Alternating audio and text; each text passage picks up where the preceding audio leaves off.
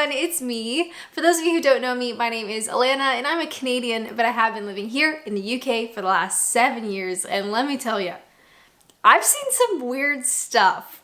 The UK is full of things that are weird and wonderful, and I absolutely love it. So without further ado, let's go. Maybe saying I love it is maybe not the right choice of words, because the first thing we have to talk about is Mr. Blobby. Mr. Blobby, for the uninitiated, the only way that I can describe it is basically like a drug-fueled nightmare that just never ends.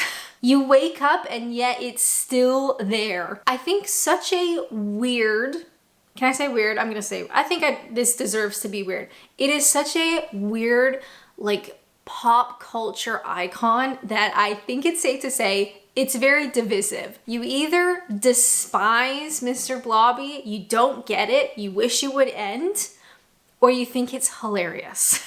I feel like that's it. You gotta be on one side or the other. And honestly, every time I have seen Mr. Blobby, it has been against my will. I don't get it. Quite frankly, I just don't get it. But on one hand, like I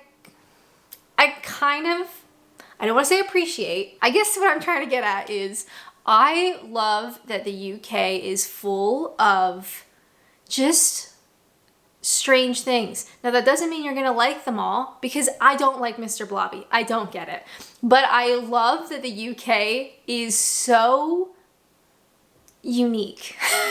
It's so unique, and I never want to see Mr. Blobby in person because I think I would simply pass away. But I appreciate that the UK has a very weird sense of humor, and you're never gonna see something like this anywhere else. Make sure to leave a comment down below. Do you love Mr. Blobby or do you hate him?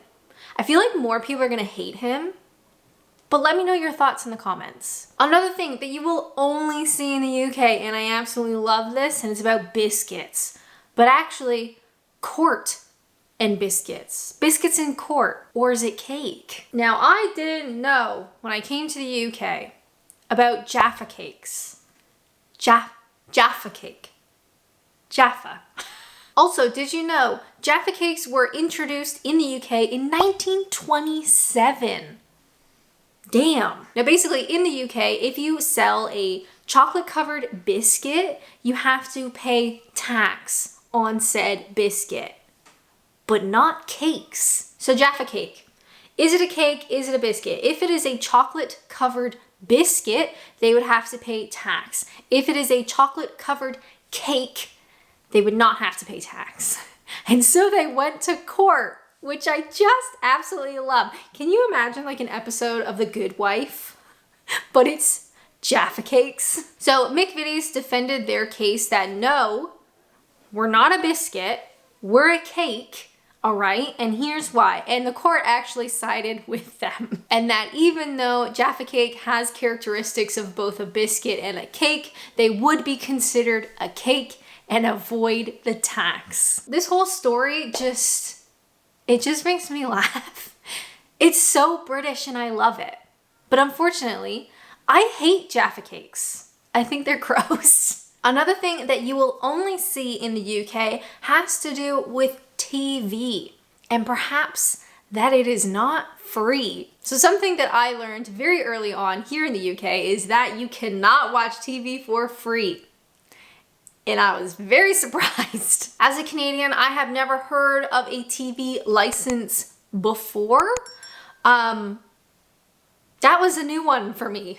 Also, can we talk about the letters that you get? So most people who watch my videos are British. You will know what the TV license is. For the like 5% of people who don't, basically you have to pay for a license to watch live TV or like anything BBC related. So you don't have to pay a license to watch things like YouTube, but if you were watching like a live event on YouTube, technically that would fall under a license from what I understand.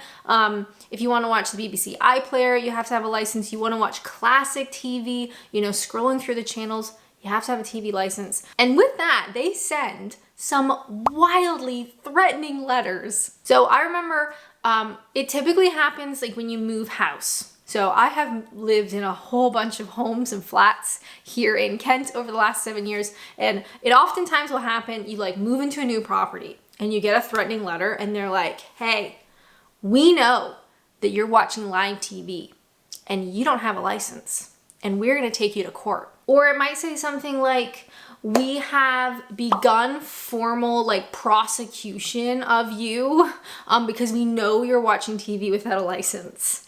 It is really scary. And I realized that the money then goes towards the BBC, which, you know, is it a well-loved institution still? Is that true to say? So the money does go to the BBC and it does go towards, you know, media and that kind of stuff. But yeah, never seen anything like a TV license before. If you're watching from another country, do you have a license? Because I've never heard of it. While I was brainstorming things that you will only see in the UK, of course I thought, you know what? We gotta talk about this. This beautiful abomination. So this, of course, is a Wigan Kebab. I'm so sorry, the pronunciation on that really sucks, doesn't it? There's nothing I can do about my voice. So this is a pie, little pie inside of a buttered roll. So normally, you know, you might eat the little meat pie. Delicious, would love one, thank you. And Wigan said, you know what? Let's butter a roll and put it on either side. Some people may call this a pie barm. The pronunciation on that was pretty messed up, wasn't it? Listening to me speak is probably really annoying, isn't it? I have never seen anything like this. Not even close. The only thing that comes to mind is a chip butty, which is a sandwich made with fries inside. And guess what? That's British too. You guys love your carbs. And you know what? I respect that because I do too. I'll be honest though, I haven't had one of these and I would like to. I would really, really like to have one of these. Here in Kent, I can't say that I see these, you know, at any sort of like fast food kind of places. So I could make my own, but it's never really the same, right? I should make my own anyway. Stay tuned. I'm gonna make my own. Not right now. Maybe tomorrow. Not tomorrow. Someday soon. Now, I am very lucky because one thing that I absolutely love to do is to try new food. And I don't want this video to be all about food. But let's be honest, the UK has some really weird food. So while we're here, I would just like to nominate one more thing, and it's this. I'm sorry, what? Just looking at it makes me want to cry. So this is a stargazy pie. It is a pastry-based fish pie, which, fine. Fish pie, sure.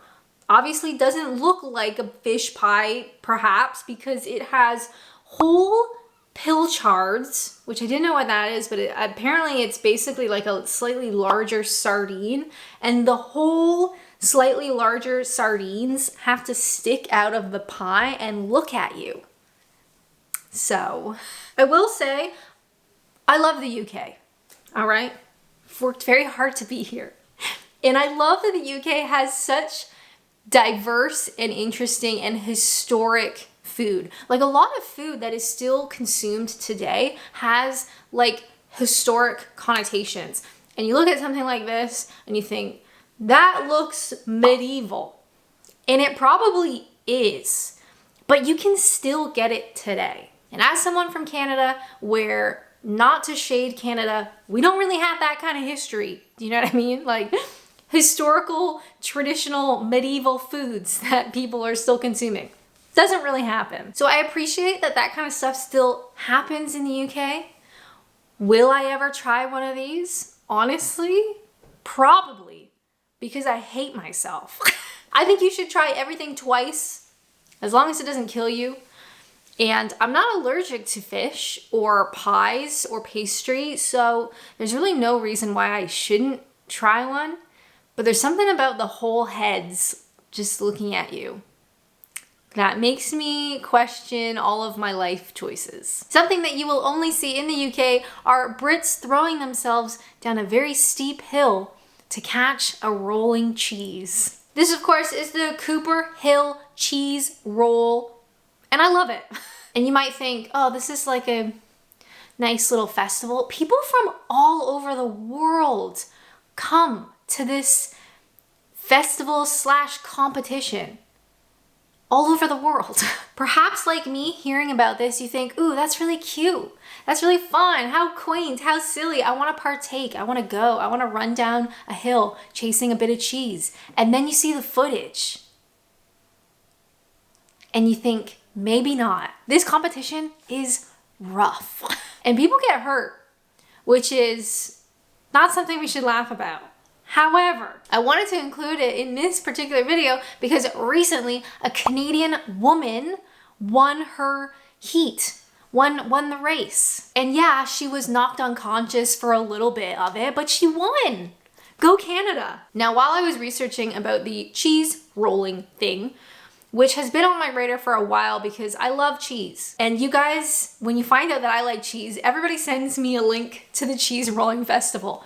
However, you guys didn't tell me that the UK has what I would say, most wild collection of festivals ever. Anywhere. Ever.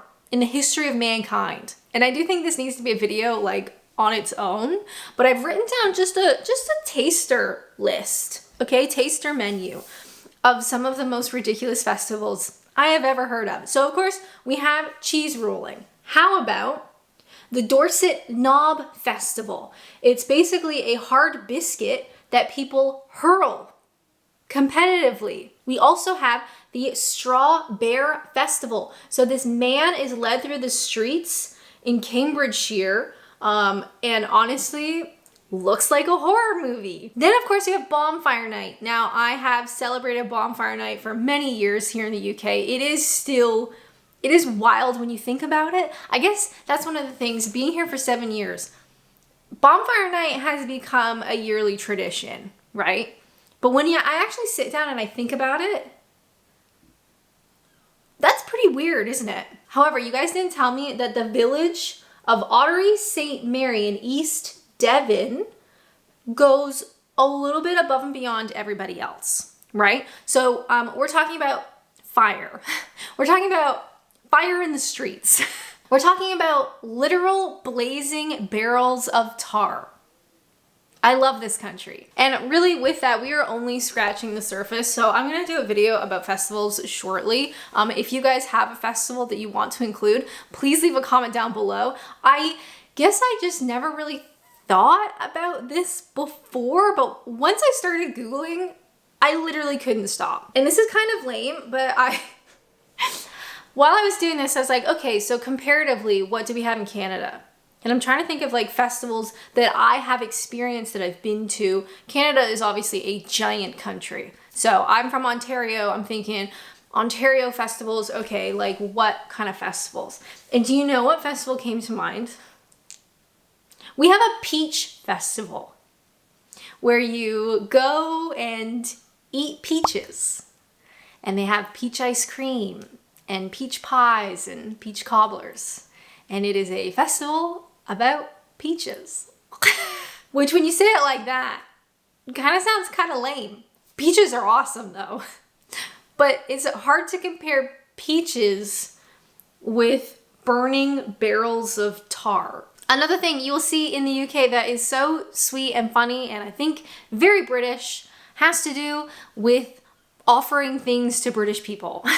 And quite simply, British people cannot accept something unless you offer it to them a couple of times. Now, I saw this a lot, especially when I was working in an office. So maybe someone comes around with like a tin of biscuits and they're like, would you like a biscuit? And the British person has to say, oh, no, I shouldn't. And they're like, oh, come on, have a biscuit. And they're like, oh, I don't know. And they're like, oh, you'll love it, have a biscuit. And they go, all right then. Even though both parties know that that person is going to take a biscuit, they just have to do this little dance first. And thinking about this, I don't know if I've ever seen a British person accept something on the first offer.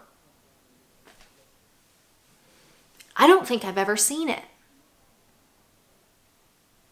Does it exist? I don't know. Have you seen it? If we're talking about things that you can only see in the UK, we have to talk about absolutely unhinged roundabouts. And I think you know which one that I'm talking about in particular. Whenever British people hear that I have a UK driver's license, they always say, when are you gonna do the magic roundabout? To which I say, I would rather die. So Swindon thought, you know what? How can we put ourselves on the map? Literally. And somebody said, you know what? Let's make the most frightening, intense, unnecessarily complicated roundabout system that we've ever done, ever, anywhere else. Let's do it. And so they did. And it's still there. So no, I haven't been to Swindon. Anyone here from Swindon? Hello. I'm probably not pronouncing that properly and I'm deeply sorry. No, I have not done the magic roundabout. No, I don't like roundabouts. I respect the benefit and the positives of having roundabouts instead of intersections. They do not come naturally to me. They make me clammy and sweaty, but realistically, most things do. Something that you will only see in the UK is afternoon tea and crumpets. But wait, there's more. So I think every sort of foreigner or expat's list about the UK includes afternoon tea, crumpets, you know, clotted cream and jam and which goes first and all that sort of stuff is very, very British, but it's a bit obvious, right? We all know about afternoon tea. However, I was out exploring the other day and I walked by a hair salon. Yeah, a hair salon. And they were advertising a haircut and afternoon tea and crumpets. Yes, at a hair salon. I've never seen such a thing before, and I don't know if I'll ever see it again. So if you ever fancy, you know, need a haircut, I was sort of holding off waiting to get one, but I sort of need a haircut. You can go and have afternoon tea and crumpets and get your hair cut. Which is just so unbelievably British, it's hilarious. Do you have the crumpets before you get your haircut? During the haircut? After the haircut? What do you do with like bits of hair flying in the air? Do you just ignore it? I don't know what happens. I just saw it and I thought it was hilarious. Another thing that I love about the UK, and I feel like you can only see it here, has to do with street names. So how about Silly Lane in Lancashire, Dick Place in Edinburgh, Crotch Crescent, Oxfordshire. Does holding my laptop like this bother you? How about this? Butthole Lane, Leicestershire, Titty Ho in Northamptonshire, Dumb Woman's Lane in East Sussex. Now I had to Google this one a second time because I thought surely not, but surely yes, it does exist. How about Tom Tit Lane, another one from Essex, and of course Kent, where I'm from, we have No Name Street. Wonderful. I can't say that I've ever come across really funny street names in Canada. My understanding is that perhaps the English language and words meant things differently. Do you know what I mean? Back when some of these roads were named, perhaps. But when you think of Dumb Woman's Lane, I don't really know how that one makes sense. In Canada, our street names are so recent in terms of, you know, the grand history of mankind that the English language is what it is when those streets were named. So we don't really have a lot of cool ones. But we have a million King Street and Queen Street. So many of them. And Main Street. Because say what you will about Canadians, we're really creative. One thing that was really surprising to me as a Canadian here in the UK, living my life, exploring, trying new things, looking for new experiences. Something that was never on my radar as a Canadian, but suddenly is very much a thing here in the UK, are train spotters. Such a large portion of British people seem to be obsessed with trains. I find it absolutely fascinating, so I made a whole video about it. I had so much fun making it. Definitely check it out. Thank you guys so much for watching, and until next time, bye!